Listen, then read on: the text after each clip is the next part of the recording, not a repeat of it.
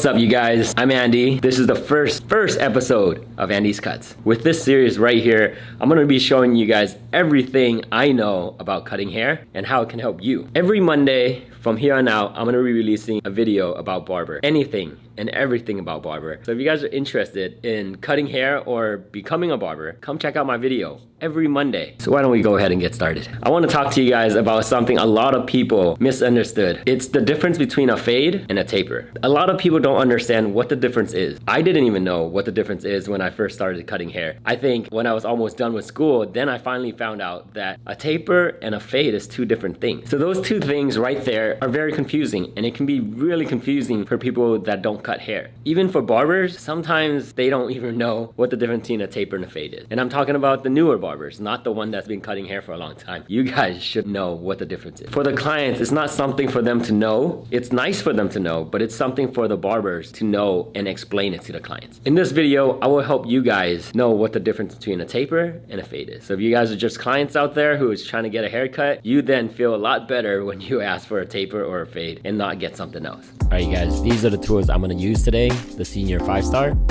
the wall shaver. This is what's gonna get it down to a skin taper. You need this.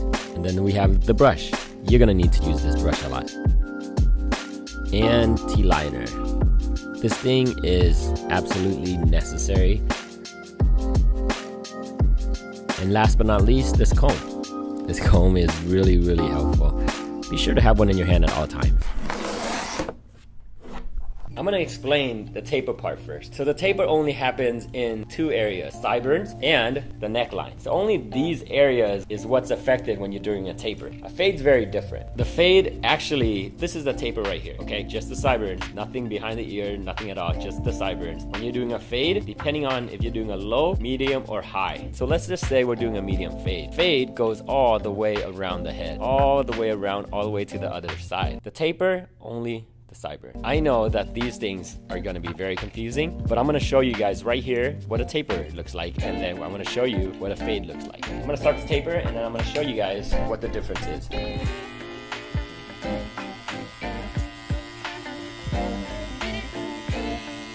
This is the guideline for the taper. This would be considered a medium-low taper. It's not too high where it's up there, and it's not down here either. So that would be a low, and this is the medium. Today, I'm not gonna show you guys how to do a taper. I'm gonna save that for another video. Today, I just wanna show you guys the difference between a taper and a fade. So if I'm rushing through this, don't worry, I'll explain it in another video.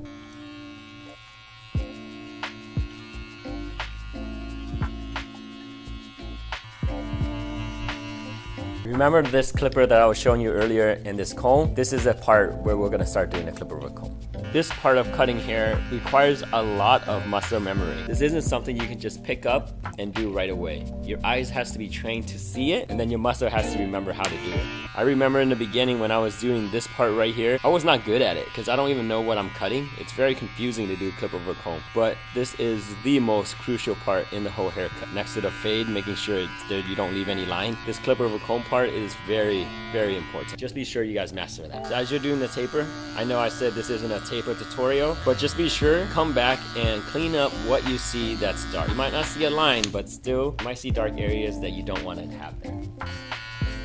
Now doing a taper, sometimes people line this part right here up. They do that line right there to make it look sharp, and it also pops out the taper a lot. But not every client likes the line up, so be sure you guys have to ask that. And also clients, remember some barber will line it up if you don't let them know that you don't want it lined up. If you do want it lined up, ask them. Now, since we're done with the taper, remember you have to line this part up. Because it's a taper, you will still have this line. Same thing applies to the back taper as it does to the side. It matters how high you go. You can ask for a high taper, medium taper, or low taper. With this, we're gonna do a low taper.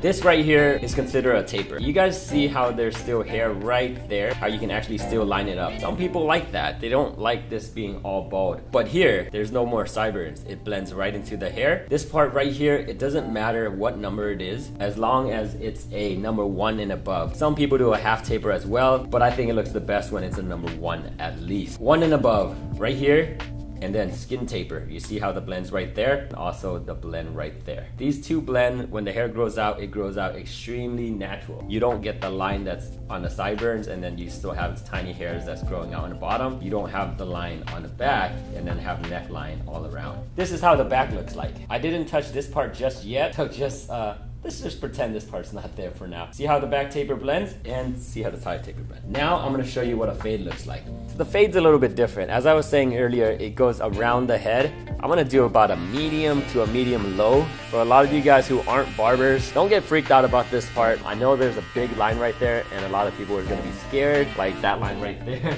It's called a guideline. This thing is very important. This is what keeps your entire fade looking very consistent. So just a little bit of a tip of doing fades. You have to create a first guideline. After the first guideline, you create a second guideline. This right here would be considered a second guideline, and that was the first guideline you saw earlier. All we have to do is just get rid of the bottom line, and once you get rid of the bottom line, you will start seeing that fade coming in. You guys should already be noticing the difference between a fade and a taper. See how that first line is gone, and now all you have left is another guideline to get rid of.